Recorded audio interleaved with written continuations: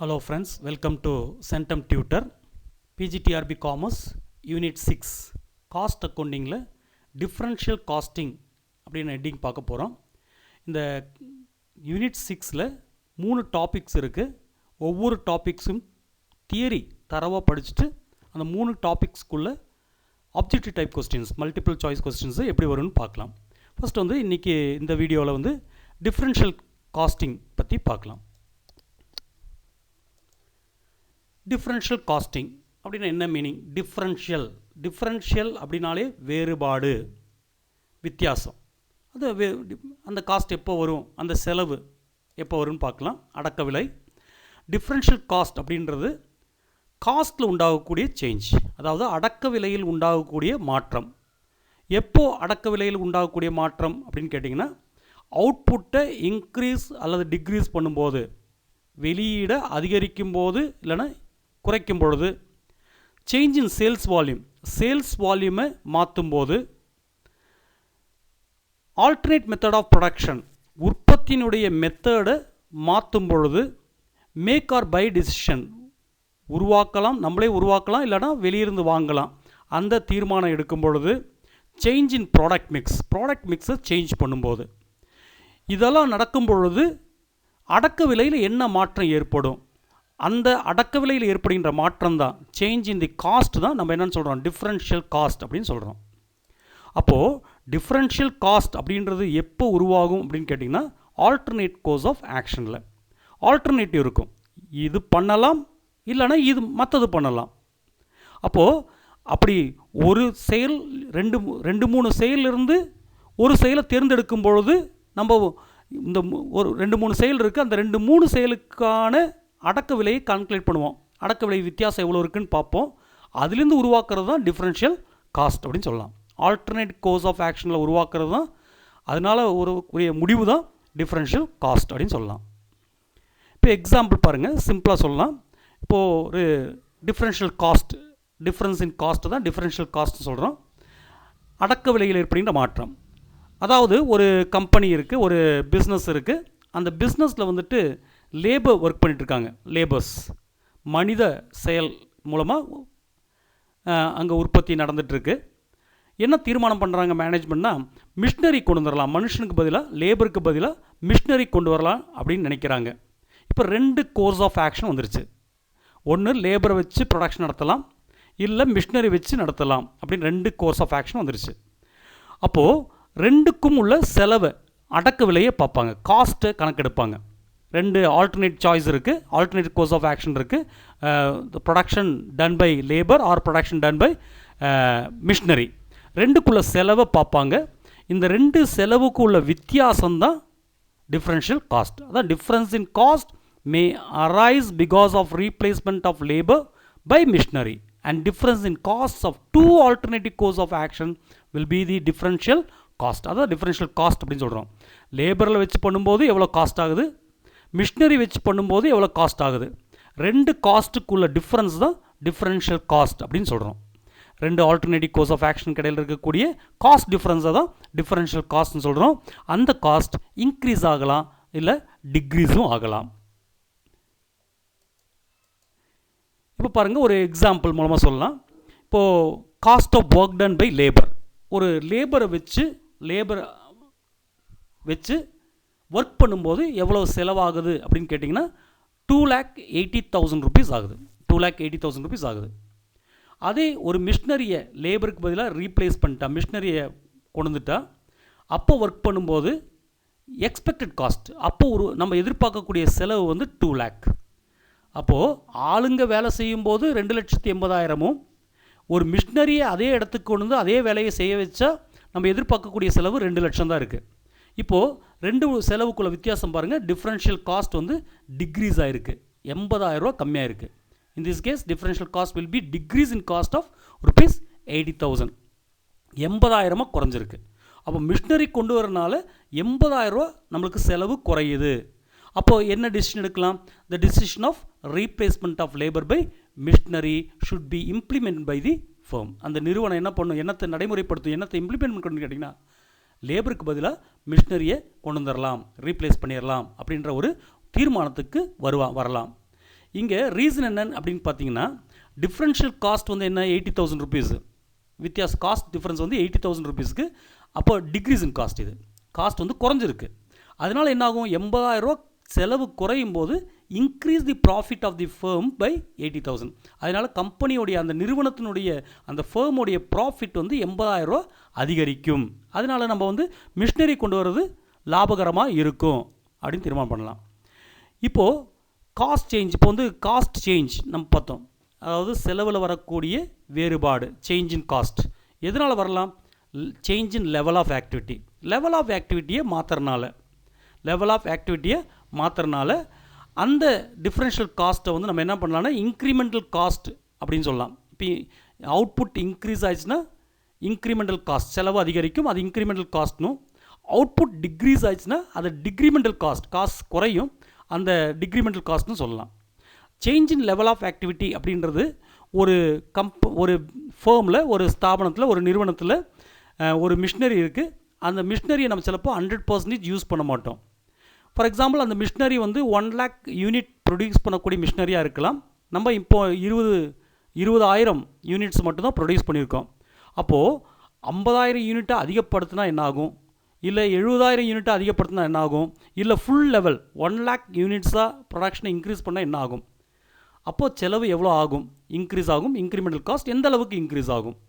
இல்லை நம்மளுடைய ப்ரொடக்ஷன் கெப்பாசிட்டியை குறைக்கிறதா இருந்தால் செலவு எவ்வளோ குறையும், அதனால் நம்மளுக்கு எவ்வளோ லாபகரமாக இருக்கும், டிக்ரிமெண்டல் காஸ்ட். இதுதான் நம்ம டிஃப்ரென்ஷியல் காஸ்ட்டோட ரெஃபர் பண்ணுறோம். இப்போது ஆக்சுவல் ப்ராக்டிஸில் டிஃப்ரென்ஷியல் காஸ்ட்டுக்கும் இந்த இன்க்ரிமெண்டல் டிக்ரிமெண்டல் காஸ்ட்னு சொல்லக்கூடிய டேர்முக்கும் பெரிய வித்தியாசம் ஒன்றும் கிடையாது. ரெண்டுமே சேம் மீனிங்கில் தான் நம்ம யூஸ் பண்ண போகிறோம். அதாவது டிஃப்ரென்ஷியல் காஸ்ட்னாலும் சரி, இன்க்ரிமெண்டல் ஆர் டிக்ரிமெண்டல் காஸ்ட்னாலும் சரி, ரெண்டு டேர்மையும் நம்ம வந்து சேம் மீனிங்கில் தான் சாதாரணமாக ஆக்சுவல் ப்ராக்டிஸில் யூஸ் பண்ணுவாங்க. ரெண்டுக்கும் பெரிய நோ டிஸ்டிங்ஷன், எந்த வேறுபாடும் கிடையாது.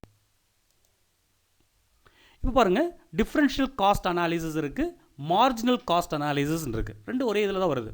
ரெண்டுக்குள்ள வித்தியாசம் என்ன அப்படின்னு பார்க்கும்போது, என்ன டிஃப்ரென்ஷியல் காஸ்ட் அனாலிசிஸில் வந்து காஸ்ட்டு செலவை எப்படி, அந்த ஓவர்ஹெட்டை எப்படி கால்குலேட் பண்ணுவோன்னா, எதை பேஸ் பண்ணி கால்குலேட் பண்ணுவோன்னு கேட்டிங்கன்னா அப்சார்ப்ஷன் காஸ்டிங் சொல்கிறோம், இல்லைன்னா டோட்டல் காஸ்டிங் டெக்னிக்கை யூஸ் பண்ணுவோம். அப்சார்ப்ஷன் காஸ்ட் அப்படி டோட்டல் காஸ்ட் டெக்னிக் அப்படின்றது ஃபிக்ஸடும் வேரியபிளும் ரெண்டுமே எடுக்கிறது தான் அப்சார்ப்ஷன் காஸ்டிங், இல்லை டோட்டல் காஸ்டிங் டெக்னிக் அப்படின்னு சொல்லுவோம். ரெண்டும் ஃபிக்ஸட் காஸ்ட்டும் நம்ம கன்சிடர் பண்ணுவோம், வேரியபிள் காஸ்ட்டும் கன்சிடர் பண்ணுவோம். அப்போ டிஃப்ரென்ஷியல் காஸ்ட் அனாலிசிஸில் நம்ம என்ன யூஸ் பண்ணுவோன்னா டோட்டல் காஸ்ட் டெக்னிக் ரெண்டுமே யூஸ் பண்ணிக்குவோம். ஃபிக்ஸட் காஸ்ட்டும் எடுப்போம், வேரியபிள் காஸ்ட்டும் எடுப்போம். இதே மார்ஜினல் காஸ்ட் அனாலிசிஸாக இருந்தால், மார்ஜினல் காஸ்ட் அனாலிசிஸில் நம்ம என்ன பண்ணுவோன்னா ஒன்லி வேரியபிள் காஸ்ட்டை மட்டும்தான் கன்சிடர் பண்ணுவோம். எப்போதும் வேரியபிள் காஸ்ட்டை மட்டும்தான் கன்சிடர் பண்ணுவோம், ஃபிக்ஸட் காஸ்ட்டை இங்கே எடுக்கவே மாட்டோம் மார்ஜினல் காஸ்ட் அனாலிசிஸில். அதே டிஃப்ரென்ஷியல் காஸ்ட் அனாலிசிஸில் ஃபிக்ஸட் காஸ்ட்டும் எடுப்போம், வேரியபிள் காஸ்ட்டும் எடுப்போம். இப்போது டிஃப்ரென்ஷியல் காஸ்ட்டை எப்படி அசர்டைன்மெண்ட் பண்ணுது, எப்படி கால்குலேட் பண்ணுறது, எப்படி கண்டுபிடிக்கிறதுன்னு பார்க்கலாம். அது ரொம்ப ஈஸியாக கண்டுபிடிக்கிறதுக்கு நம்ம என்ன பண்ணுவோம், ஃப்ளெக்சிபிள் பட்ஜெட் போடுவோம். ஃப்ளெக்சிபிள் பட்ஜெட் நீங்கள் ப்ரிப்பேர் பண்ணிப்பீங்க.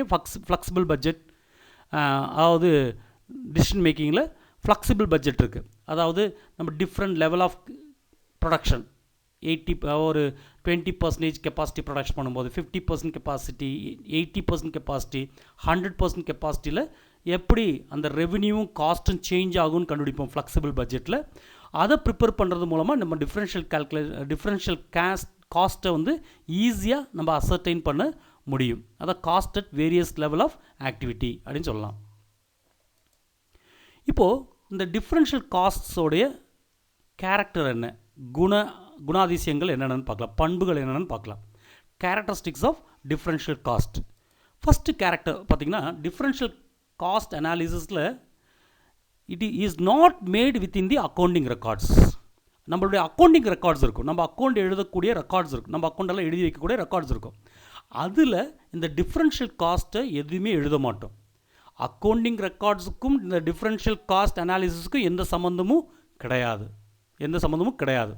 அப்போ differential cost analysis not made within the accounting records. Accounting ரெக்கார்ட்ஸ்குள்ளார நம்ம எதுவுமே இந்த டிஃப்ரென்ஷியல் காஸ்ட் அனாலிசிஸை பண்ண மாட்டோம். ரெண்டாவது பார்த்திங்கன்னா, இந்த டோட்டல் டிஃபரன்ஷியல் காஸ்ட் வந்துட்டு என்ன பண்ணுவோன்னா is considered in differential cost analysis. இந்த டோட்டல் டிஃபரன்ஷியல் காஸ்ட்டை தான் நம்ம வந்து டிஃபரன்ஷியல் காஸ்ட் அனாலிசிஸ்க்கு யூஸ் பண்ணுவோம். டோட்டல் தான் யூஸ் பண்ணுவோம். டோட்டலாக எவ்வளோ செலவு அப்படி தான் பார்ப்போம். காஸ்ட் பர் யூனிட்டெல்லாம் இங்கே கன்சிடரே பண்ண மாட்டோம். காஸ்ட் பர் யூனிட்டை வந்து கன்சிடர் பண்ண மாட்டோம். இதே மார்ஜினல் காஸ்ட் அனாலிசிஸில் நம்ம பார்த்தோம் பர் யூனிட் எடுப்போம். வேரியபிள் காஸ்ட் பர் யூனிட் அப்படின்னு எடுப்போம். Selling price per unit. அப்போது அங்கே வந்து மார்ஜினல் காஸ்டிங்கில் வந்து பர் யூனிட் எடுப்போம். ஆனால் டிஃப்ரென்ஷியல் காஸ்ட்டில் வந்து டோட்டல் காஸ்ட்டை தான் கன்சிடர் பண்ணுவோம். டிஃப்ரென்ஷியல் காஸ்ட் அனாலிசிஸில் வந்து டோட்டல் டிஃப்ரென்ஷியல் காஸ்ட்டை தான் கன்சிடர் பண்ணுவோம். காஸ்ட் பர் யூனிட்டை கன்சிடர் பண்ண மாட்டோம். Third character, the total differential revenues வந்துட்டு த டோட்டல் டிஃப்ரென்ஷியல் ரெவென்யூ, அதாவது ஒரு லெவலுக்கும் இன்னொரு லெவலுக்கும் ஒரு லெவல்லேருந்து இன்னொரு லெவலுக்கு நம்மளுடைய ஆக்டிவிட்டி சேஞ்ச் பண்ணும்போது உண்டாகக்கூடிய ரெவென்யூ சேஞ்ச் தான் டோட்டல் டிஃப்ரென்ஷியல் ரெவென்யூ, வருமானத்தில் உண்டாகக்கூடிய மாற்றம். அதையும் டோட்டல் டிஃப்ரென்ஷியல் காஸ்ட்டையும் செலவில் உண்டாகக்கூடிய மாற்றத்தையும் கம்பேர் பண்ணுவோம். கம்பேர் பண்ணுறது மூலமாக என்ன பண்ணுவோன்னா ஆல்டர்னேட் கோர்ஸ் ஆஃப் ஆக்ஷனை நம்ம தேர்ந்தெடுப்போம். ஆல்டர்னேட் கோர்ஸ் ஆஃப் ஆக்ஷனை தேர்ந்தெடுப்போம். எதை நம்ம எடுத்தால் நம்மளுக்கு லாபகரமாக இருக்கும், அதிக ரெவென்யூ தரும்னு பார்ப்போம். இந்த கோர்ஸ் ஆஃப் ஆக்ஷன் வந்து எதை நம்ம தேர்ந்தெடுப்போம்னு கேட்டிங்கன்னா, இந்த ரெவென்யூ அதிகமாக இருந்துச்சுன்னா, சாதாரணமாக நமக்கு தெரியும் டிஃப்ரென்ஷியல் ரெவென்யூ வந்து exit differential cost.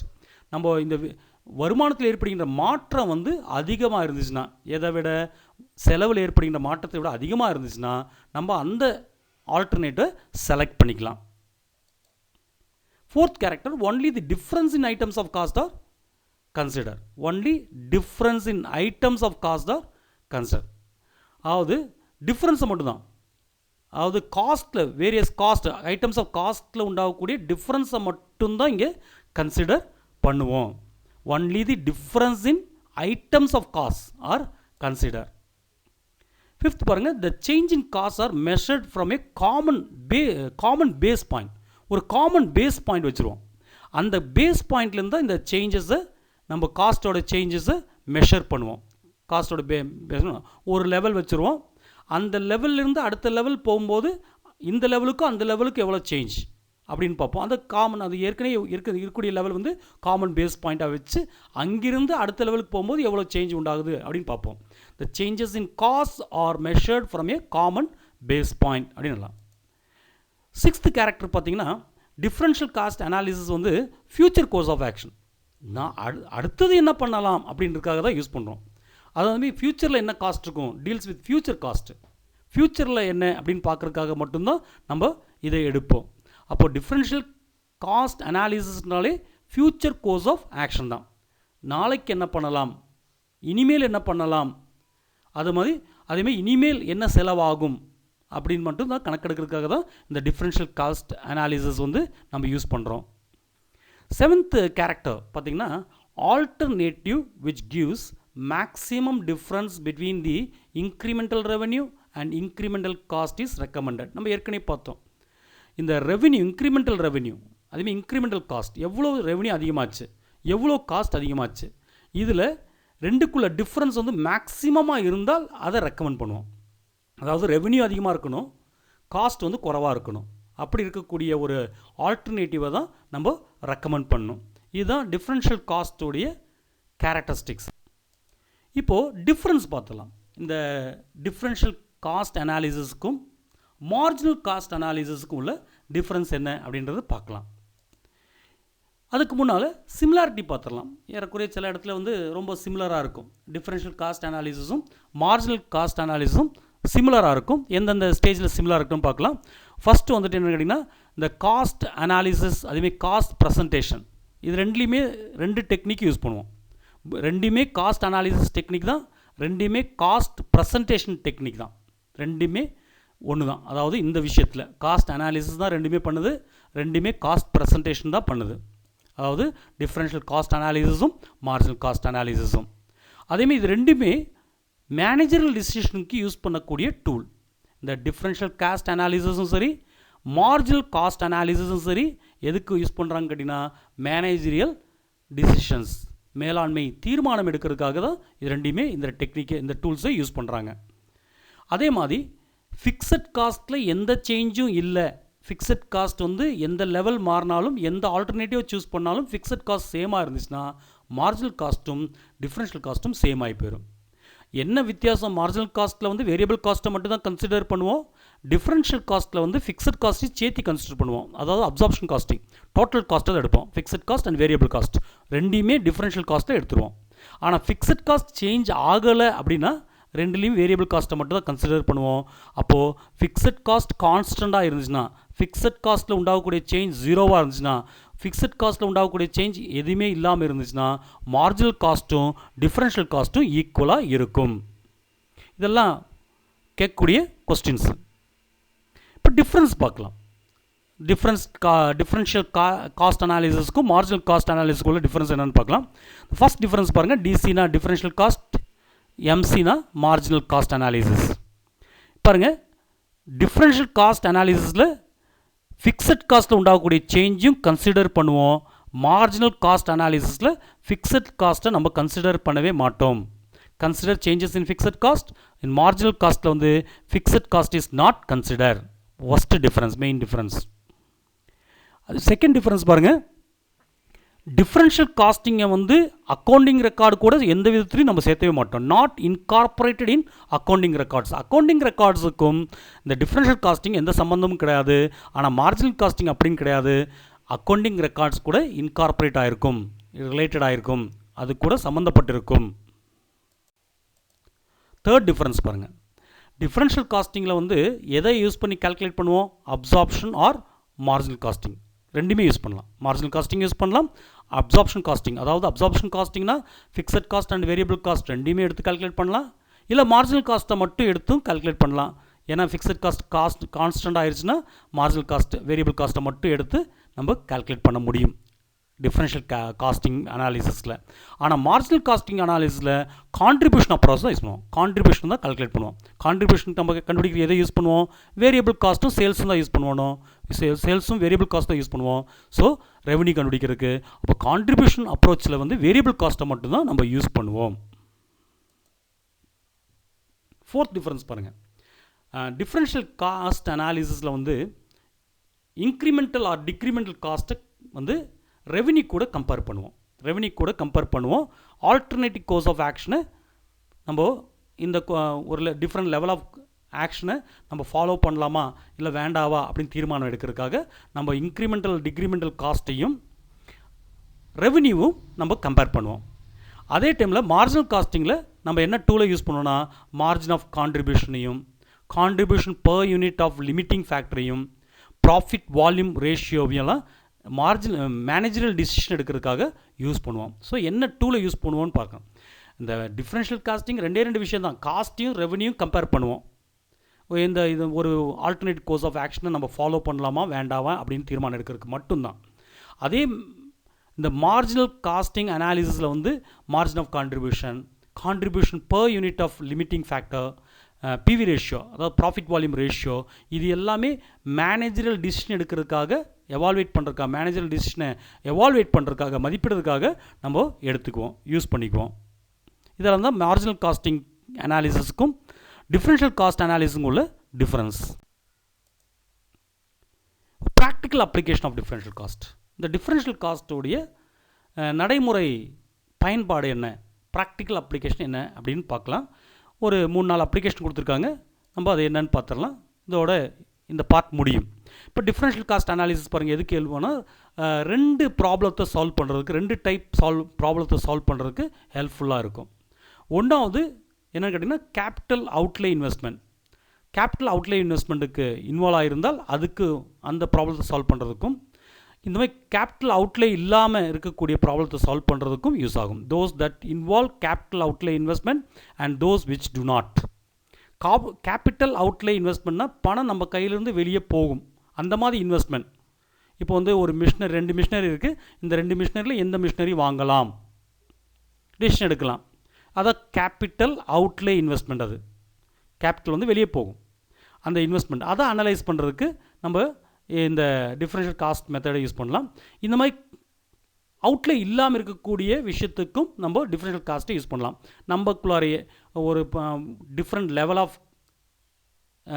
Capacity. For example இப்போ 50% ப்ரொடக்ஷன் பண்ணிகிட்ருக்கோம், அதில் 70% மாற்றலாமா இல்லை 80% மாற்றலாமா டிசிஷன் எடுக்கிறது நமக்கு கையிலேருந்து எந்த விதமான காசும் வெளியே இன்வெஸ்ட் பண்ணுறது கிடையாது.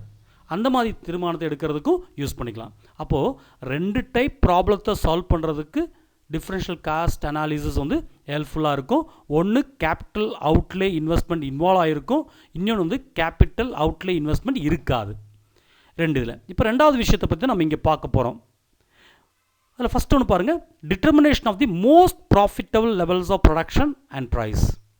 இதை தீர்மானிக்கிறதுக்கு, அதாவது எந்த அளவுக்கு நம்ம ப்ரொடக்ஷன் பண்ணால், எந்த லெவலில் நம்ம உற்பத்தி பண்ணால், லெவல் ஆஃப் ப்ரொடக்ஷன் எந்த லெவலுக்கு நம்ம உற்பத்தி பண்ணனால் மோஸ்ட் ப்ராஃபிட்டபுளாக இருக்கும், இல்லை எந்த அளவுக்கு நம்ம ப்ரைஸ் வச்சா, ஒரு பொருளுடைய விலை எந்த அளவுக்கு வச்சா நம்மளுக்கு ப்ராஃபிட்டபுளாக இருக்கும் அப்படின்னு தீர்மானம் பண்ணுறதுக்கு இந்த டிஃப்ரென்ஷியல் காஸ்ட் வந்து யூஸ் ஆகும்.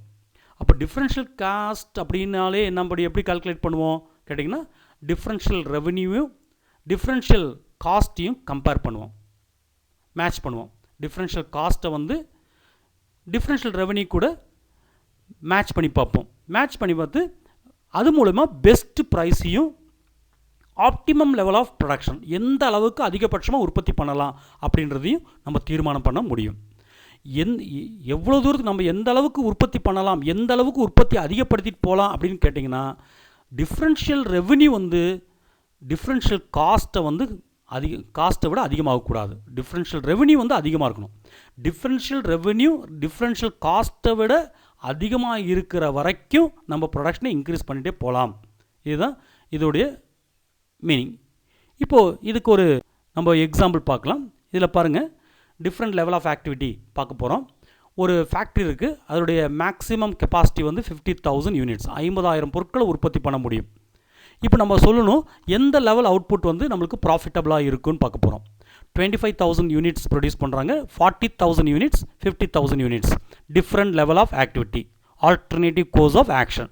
25,000 யூனிட் உற்பத்தி பண்ணால் நம்மளுக்கு லாபமாக இருக்குமா, 40,000 யூனிட் ப்ரொடியூஸ் பண்ணால் லாபமாக இருக்குமா, 50,000 யூனிட்ஸ் ப்ரொடியூஸ் பண்ணால் லாபமாக இருக்குமா அப்படின்னு பார்க்க போகிறோம். ஃபிக்ஸட் காஸ்ட் என்ன ஆகுதுன்னா மாறுது இங்கே. ஏன்னா நம்ம மார்ஜினல் காஸ்ட் மெத்தட் அனாலிசிஸில் இருந்தால் ஃபிக்ஸட் காஸ்ட்டை கன்சிடர் பண்ண மாட்டோம். பட் இங்கே வந்து அதாவது இந்த டிஃப்ரென்ஷியல் காஸ்ட் மெத்தடில் வந்துட்டு ஃபிக்ஸட் காஸ்ட் கன்சிடர் பண்ணுவோம். பாருங்கள், 25,000 யூனிட்ஸை ப்ரொடியூஸ் பண்ணும்போது 25,000 ரூபா இருக்குது ஃபிக்ஸட் காஸ்ட். 40,000 யூனிட்ஸில் 35,000 மாறிடுச்சு. 50,000 யூனிட்டில் 40,000 யூனிட்ஸ் 40,000 ருபீஸாக ஃபிக்ஸட் காஸ்ட்டு சேஞ்ச் ஆகுது. வேரியபிள் காஸ்ட் பர் யூனிட் கொடுத்துருக்காங்க, 2 rupees, 2 rupees, 1 rupee 90 paise. Different level of ஆக்டிவிட்டிக்கு. சேல்ஸ் ரெவன்யூ கொடுத்துருக்காங்க. 25,000 யூனிட் ப்ரொடியூஸ் பண்ணும்போது 4 ரூபாய்க்கு நம்ம விற்க முடியும். ஏன்னா கம்மி யூனிட், அப்போ 4 ரூபாய்க்கு விற்கலாம். 40,000 யூனிட்னால் நம்ம அதிகமான பொருளை விற்கணுன்னா விலையை கம்மி பண்ணணும். அது வந்து சாதாரண விஷயம். எவ்வளோக்கு எவ்வளோ நம்ம சேல்ஸை இன்க்ரீஸ் பண்ணுறோமோ அந்தளவுக்கு விலை கம்மி பண்ணால் மட்டும்தான் சேல்ஸ் வால்யூமை இன்க்ரீஸ் பண்ண முடியும். அப்போ 40,000 யூனிட்ஸ் ப்ரொடியூஸ் பண்ணிங்கன்னா 3 rupees 50 paise தான் விற்க முடியும்னு சொல்லியிருக்காங்க. 50,000 யூனிட்ஸ் ப்ரொடியூஸ் பண்ணிங்கன்னா 3 rupees 20 paise தான் விற்க முடியும். இப்போ நம்ம எந்த யூனிட் 25,000 ப்ரொடியூஸ் பண்ணலாமா, 40,000 ப்ரொடியூஸ் பண்ணலாமா, 50,000 யூனிட்ஸ் ப்ரொடியூஸ் பண்ணலாமா அப்படின்றத வேரியபிள் காஸ்ட் அனாலிசிஸ் மூலமாக தீர்மானம் பண்ண போகிறோம். இப்போ பாருங்கள், இந்த டேபிள் காலம் கொடுத்துருக்கேன். இதெல்லாம் டேபிள் காலமாக போட வேண்டாம், உங்களுக்கு புரியறதுக்காக கொடுத்துருக்கேன். எக்ஸாம்பிள் கேட்டால் நீங்கள் வந்து ஒர்க் அவுட் பண்ணி சிம்பிளாக ஒர்க் அவுட் பண்ணி கண்டுபிடிச்சிடலாம். பட் பார்த்து ஒர்க் அவுட் பண்ணக்கூடாது. இப்போது சும்மா கண்ணில் பார்த்தீங்கன்னா தெரியாது. பாருங்கள், ஃபஸ்ட்டு 25,000 rupees 25,000 யூனிட்ஸ் அவுட்புட் இருக்கக்கூடிய ஒரு ப்ரொடக்ஷன் பாருங்கள். ரெவன்யூ எவ்வளோன்னு பாருங்கள். ரெவன்யூ எவ்வளோ, 4 ரூபாய்க்கு விற்கலாம் ஒரு பொருளை. அப்படியே 25,000 பொருள் 4 ரூபாய்க்கு விற்றிங்கன்னா 1 லட்ச ரூபா ரெவன்யூ கிடைக்கும். இனி செலவை கண்டுபிடிக்கணும். வருமானத்தை பார்த்தா செலவு பாருங்கள். வேரியபிள் காஸ்ட் வந்து 50,000 வந்திருக்கு. அதாவது 25,000 யூனிட்டுக்கு வேரியபிள் காஸ்ட் வந்து 2 rupees 50,000. ஃபிக்ஸட் காஸ்ட் வந்து 25,000 rupees. அப்படி மொத்த செலவு வந்து variable cost plus fixed cost வந்து 75,000 rupees. இதுதான் பேஸ் லெவல். இதை வச்சு தான் நம்ம கம்பேர் பண்ண முடியும். அதனால் இன்க்ரிமெண்டல் ரெவன்யூவோ டிஃப்ரென்ஷியல் காஸ்ட்டை கொடுக்கல டேஷ். 40,000 யூனிட்ஸ் அடுத்து சேஞ்ச் பண்ணி பார்க்கலாம். 40,000 யூனிட்ஸாக மாறும்பொழுது 3 ரூபா 50 பைசாக்கு தான் விற்க முடியும். அப்படி நம்மளுடைய வருமானம் 1,40,000 மாறும். வேரியபிள் காஸ்ட் வந்து 80,000 சேஞ்ச் ஆகுது. 40,000 into 2. ஃபிக்ஸட் காஸ்ட் வந்து 35,000 rupees. ஓவரால் காஸ்ட் வந்து 1,50,000 rupees ஆகுது. 1,15,000 rupees ஆகும். 80,000 rupeesம் ஒரு 35,000 rupeesம் வேரியபிள் காஸ்ட்டையும் ஃபிக்ஸட் காஸ்ட்டையும் கூட்டினீங்கன்னா டோட்டல் காஸ்ட் கிடச்சிடும். ஏன்னா டோட்டல் காஸ்ட் மெத்தட் தான் டிஃப்ரென்ஷியல் காஸ்ட் மெத்தட். 1,15,000 rupees வருது. இப்போது 2 லைனையும் கம்பேர் பண்ணி பாருங்கள். அதாவது ஃபஸ்ட்டு வந்து ரெவன்யூ கம்பேர் பண்ணி பாருங்கள். 25,000 யூனிட் ப்ரொடியூஸ் பண்ணும்போது ரெவென்யூ வந்து 1 lakh இருக்குது. 40,000 ஆகும்போது 1,40,000 மாறிடுச்சு. அப்போ ரெவென்யூ வந்து 40,000 rupees இன்க்ரீஸ் ஆகிருக்கு. அப்போ இன்க்ரிமெண்டல் ரெவென்யூ வந்து 40,000. அதுமாதிரி டோட்டல் காஸ்ட்டில் பாருங்கள், டிஃப்ரென்ஷியல் காஸ்ட் எவ்வளோன்னு பாருங்கள். 75,000 செலவானது ப்ரொடக்ஷன் 40,000 மாற்றின உடனே 1,15,000 மாறி இருக்கு. எவ்வளோ இன்க்ரீஸ் ஆகிருக்கு? 40,000 இன்க்ரிமெண்டல் காஸ்ட். இதே 50,000 ப்ரொடக்ட்ஸ் பண்ணலாம். 50,000 யூனிட்ஸ் ப்ரொடியூஸ் பண்ணும்போது 3 rupees 25 தான் சேல்ஸ் ப்ரைஸு. அப்போது 50,000 யூனிட்டுக்கு 3 rupees 25 வச்சிங்கன்னா 1,60,000 rupees ரெவென்யூ கிடைக்கும். வேரியபிள் காஸ்ட் என்ன ஆயிரும்னா 50,000 யூனிட்டுக்கு 1 rupee 90 paise. ஏன்னா வேரியபிள் காஸ்ட் கம்மியாகும், ப்ரொடக்ஷன் அதிகமாகும், வேரியபிள் காஸ்ட் கம்மியாகுது பாருங்கள். 1 rupee 90 paise ஆயிடுச்சு. அப்போ 50,000 into 1 rupee 90 paise வந்து 95,000 மாறிடுச்சு. ஃபிக்ஸட் காஸ்ட் அவங்க கொடுத்துருக்காங்க 40,000. அப்போ 95,000 40,000 ஆட் பண்ணிங்கன்னா 1,35,000 rupees டோட்டல் காஸ்ட். இப்போது இதுக்கு முன்னால் இருக்க லெவலுக்கும் இந்த லெவலுக்கு என்ன வித்தியாசம் பாருங்கள். ரெவென்யூவில் 40,000 யூனிட் பண்ணும்போது 1,40,000 இருந்துச்சு. 50,000 ஆகும்போது 1,60,000 ஆயிடுச்சு. 20,000 rupees அதிகமாக இருக்குது இன்க்ரிமெண்டல் ரெவென்யூ. காஸ்ட்டில் பாருங்கள் 1,15,000 இருந்தது 1,35,000 மாறிடுச்சு. திருப்பி 20,000 rupees காஸ்ட் வந்து அதிகமாக இருக்குது. இதில் நல்லா கம்பேர் பண்ணிங்க. ரெவென்யூ வச்சு பாருங்கள். ரெவென்யூ வச்சு நீங்கள் பார்க்கும்போது 25,000 யூனிட் ப்ரொடியூஸ் பண்ணால் 1 லட்ச ரூபா கிடைக்குது. 40,000 யூனிட் ப்ரொடியூஸ் பண்ணால் 1,40,000 rupees கிடைக்குது. 50,000 யூஸ் பண்ணிங்கன்னா 1,60,000 rupees ரெவென்யூ கிடைக்குது. அப்போ ரெவென்யூ வச்சு பார்க்கும்போது 50,000 யூனிட் ப்ரொடியூஸ் பண்ணால் நம்மளுக்கு வந்து நல்ல லாபம் கிடைக்கும். ஏன்னா 1,60,000 rupees நம்மளுக்கு வந்து வருமானம் இருக்குது அப்படின்னு பார்க்குறோம். வருமானத்தை மட்டும் பார்க்கக்கூடாது, செலவையும் பார்க்கணும். இப்போ கவனித்து பார்த்தீங்கன்னா நல்லா தெரியும். 40,000 சரி 50,000 யூனிட் ப்ரொடியூஸ் பண்ணும்போது எக்ஸ்ட்ரா உற்பத்தி பண்ணுறதுனால உண்டாகக்கூடிய வருமானமும் அதனால் உண்டாகக்கூடிய செலவும் சமமாக இருக்குது. அப்போ 40,000 தான் ரெவென்யூ இன்க்ரீஸ் ஆகுது, செலவும் 40,000 இன்க்ரீஸ் ஆகிடுது. அதே டைமில் 50,000 யூனிட் ப்ரொடியூஸ் பண்ணும்போது பாருங்கள், வருமானம் 20,000 ரூபா கூடிருச்சு, அதனால் உண்டாகக்கூடிய செலவும் 20,000 கூடிருச்சு. அப்போது நம்மளுக்கு வந்து 40,000 யூனிட்டோ 50,000 யூனிட்டோ ப்ரொடியூஸ் பண்ணுறதுனால வருமானம் எந்த வருமானமும் கிடையாது. ஏன்னு கேட்டிங்கன்னா வருமானமும் செலவும் சமமாயிருச்சு. அது ப்ரொடியூஸ் பண்ணுறதுனால எந்தவித லாபமும் கிடைக்க போகிறதில்ல. அதனால் நம்ம 25,000 ப்ரொடியூஸ் பண்ணுறதே நம்மளுக்கு பெட்டர். 50,000 யூனிட் ப்ரொடியூஸ் பண்ணக்கூடிய கெப்பாசிட்டி இருந்தாலும் இன்றைக்கி நிலைமையில் 25,000 யூனிட் ப்ரொடியூஸ் பண்ணால் மட்டும்தான் நம்மளுக்கு லாபமாக இருக்கும். ஏன்னா ரெவென்யூ வந்து 1 lakh இருக்குது, காஸ்ட் வந்து 75,000. அப்போ 1 லட்சத்துக்கும் இந்த 75,000க்கு இடையில 25,000 டிஃப்ரென்ஸ் இருக்குது. இந்த 25,000 நம்மளுக்கு லாபமாக கிடைக்கும். அதுக்கு மேலே நீங்கள் ப்ரொடியூஸ் பண்ணாலும் அதே 25,000 தான் நம்மளுக்கு லாபம் கிடைக்கும். ஏன்னா அதுக்கு மேலே உற்பத்தி பண்ணக்கூடிய செலவும் அதனால் கிடைக்கக்கூடிய வருமானமும் சமமாகி போயிடும். அதனால் நம்ம அதிகமாக உற்பத்தி பண்ணுறது நம்மளுக்கு எந்த விதத்தில் பிரயோஜனம் கிடையாது. அதனால் இப்போ இருக்க லெவல் 25,000லேயே ஸ்டிக் ஆன் பண்ணுறது தான் பெட்டர் அப்படின்னு கண்டுபிடிச்சிடலாம். இதுதான் டிஃப்ரென்ஷியல் காஸ்டிங்கில் நம்ம எந்த லெவலில் ப்ரொடியூஸ் பண்ணலாம் அப்படின்றது தீர்மானிக்கிறதுக்கு யூஸ் ஆகுது. செகண்ட் ப்ராக்டிக்கல் அப்ளிகேஷன் பாருங்கள். Acceptance of offer at a lower price or offering a quotation at lower selling price in order to increase capacity. இது தீர்மானம் எடுக்கிறது பாருங்க. அதாவது நம்ம வந்து நம்மளுடைய கெப்பாசிட்டியை, நம்மளுடைய ஃபேக்ட்ரியுடைய ஒரு ஆர்டர் வந்திருக்கு. உங்களுக்கு சின்ன எக்ஸாம்பிளாக சொல்லலாம். ஒரு ஃபாரின்லேருந்து ஒரு ஆர்டர் வந்திருக்கு. ஒரு 1 lakh யூனிட்ஸ் ஆர்டர். நம்ம வந்து ஆல்ரெடி 25,000 யூனிட்ஸ் ப்ரொடியூஸ் பண்ணிகிட்ருக்கோம். இப்போ 1 lakh ஆர்டர் வந்திருக்கு. 1 lakh யூனிட்டுக்கான ஆர்டர் வந்திருக்கு. அப்போ 75,000 யூனிட் நம்ம எக்ஸ்ட்ரா ப்ரொடியூஸ் பண்ணணும். அப்போ நம்ம ஒரு டிசிஷன் எடுக்கணும். இந்த 75,000 யூனிட்ஸை நம்மளே ப்ரொடியூஸ் பண்ணி கம்மி விலையில் விற்கலாமா? அதனால் நம்மளுக்கு லாபம் கிடைக்குமா?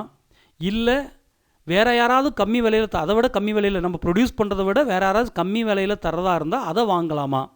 Acceptance of offer at a lower price or offering a quotation at lower selling price in order to increase capacity அப்படின்னாங்க.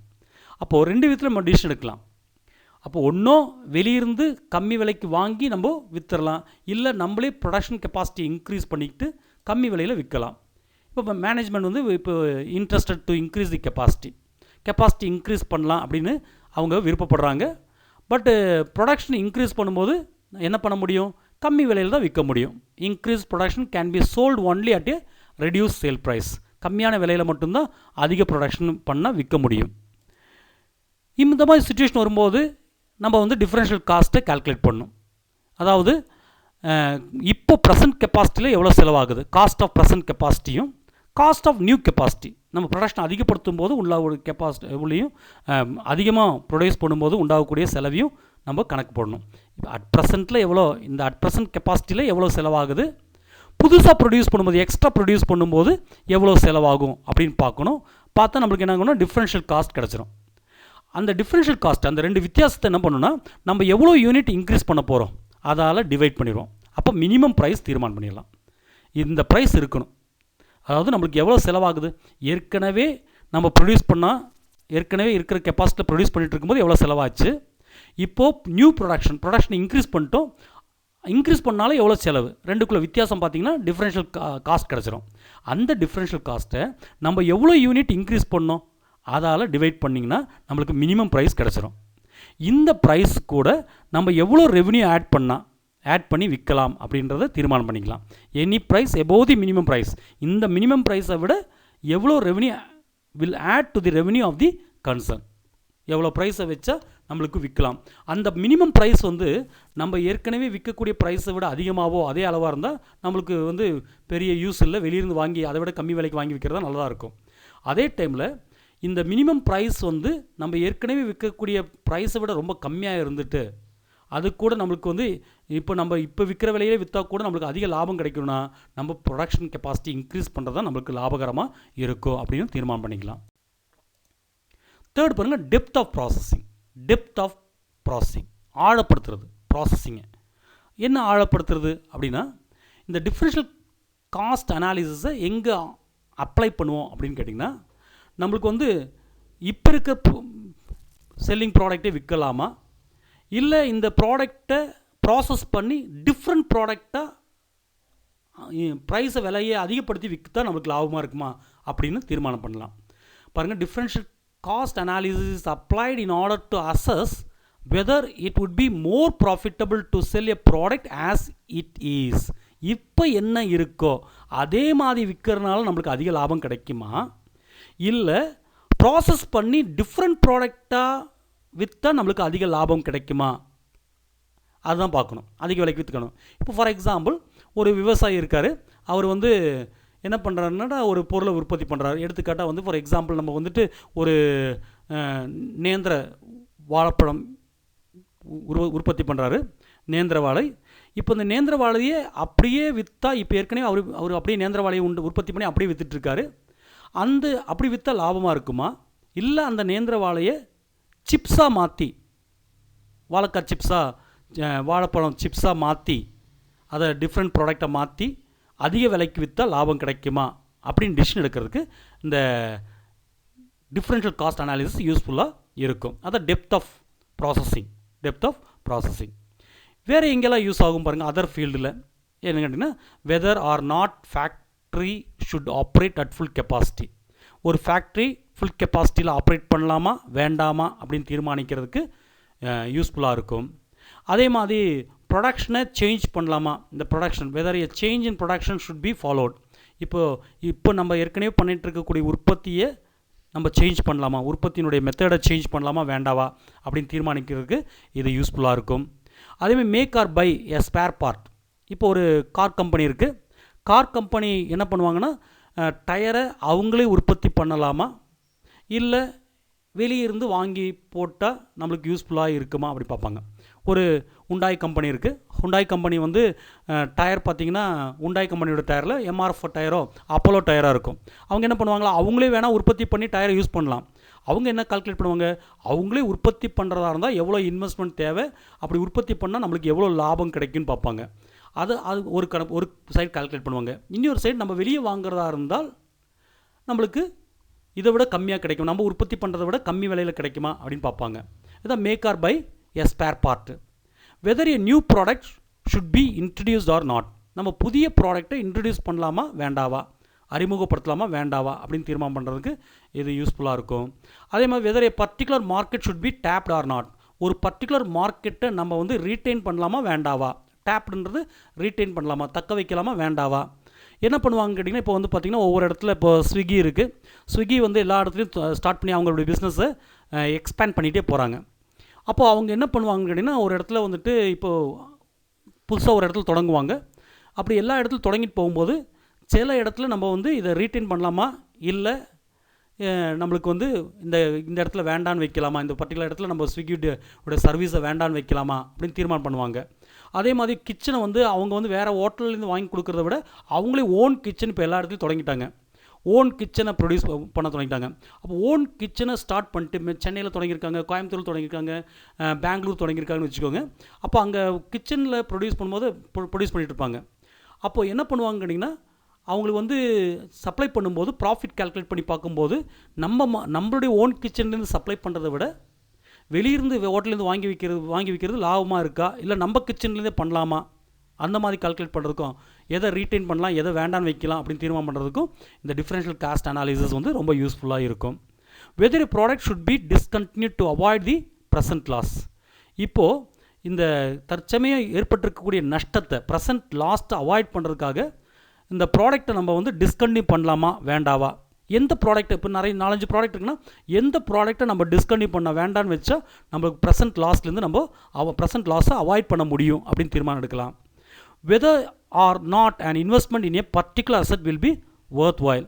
இப்போ வந்து ஒரு பர்டிகுலர் அசெட் ஒரு இன்வெஸ்ட்மெண்ட் பண்ணியிருக்கோம், ஒரு பர்டிகுலர் அசெட்டில் இன்வெஸ்ட்மெண்ட் பண்ண போகிறோம், அந்த அசெட்டில் இன்வெஸ்ட்மெண்ட் பண்ணுறது ஒர்த்தாக இருக்குமா இல்லையா அப்படின்னு தீர்மானம் எடுக்கிறதுக்கும் ரொம்ப யூஸ்ஃபுல்லாக இது இருக்கும்.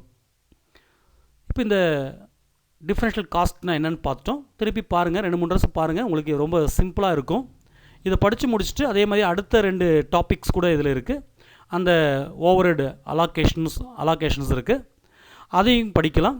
எல்லாம் படித்து முடிச்சுட்டு நீ 2 டாபிக் கூட படித்து முடிச்சுட்டு 2 தியரி வீடியோ கூட படித்து முடிச்சிடலாம். அதுக்கப்புறம் ஓவரால் இதிலெல்லாம் எப்படி கொஸ்டின் கேட்பாங்கன்னு பார்க்கலாம். அப்போ இந்த தியரி பார்ட் நல்லா தரவாக பார்த்து வைங்க. அப்போ அந்த கொஸ்டின் கேட்கும்போது பார்த்தீங்கன்னா உங்களுக்கு நல்லா தெரியும், படித்தனால எவ்வளோ ஈஸியாக நமக்கு ஆன்சர் பண்ண முடியுது தெரிஞ்சுக்கலாம். அதே மாதிரி பழைய ஓல்டு டிஆர்பி கொஸ்டின்ஸோ இல்லை வேறு யூனிவர்சிட்டி கொஸ்டின்ஸோ எடுத்து நீங்கள் பார்த்தீங்கனாலும் உங்களால் ஆன்சர் ஈஸியாக பண்ண முடியும். அதனால் நீங்கள் என்ன பண்ணுறீங்கன்னா இந்த தியரி பார்ட்டை நல்லா தரவாக ரிப்பீட் பண்ணி படித்து வைங்க.